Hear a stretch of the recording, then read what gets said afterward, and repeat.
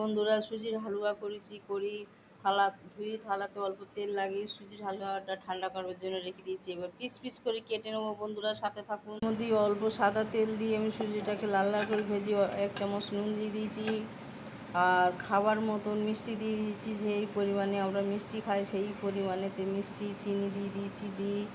দুধ দিয়ে আমি সুজির হালুয়াটা রান্না করি কড়ার মধ্যে।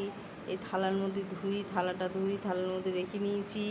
থালাতে অল্প হালকা সাদা তেল লাগিয়ে নিয়েছি। থালা লাগানোর পরে আমি সুজির হালুয়াটা তৈরি করে এখানে ঠান্ডা করে নেবো বন্ধুরা, আর পিস পিস করে কেটে নেবো।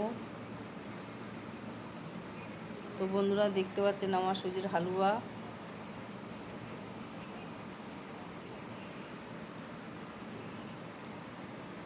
সুজির হালুয়া তৈরি করে নিয়েছি আমি। আমাদের এখন বিকালবেলা, এখন কটা বাজে, 4টা বাজে যায় বন্ধুরা। এখন 4টা বাজবে। তো এই সময় আমরা টিফিন করবো, সুজির হালুয়ার টিফিন খাওয়া হবে।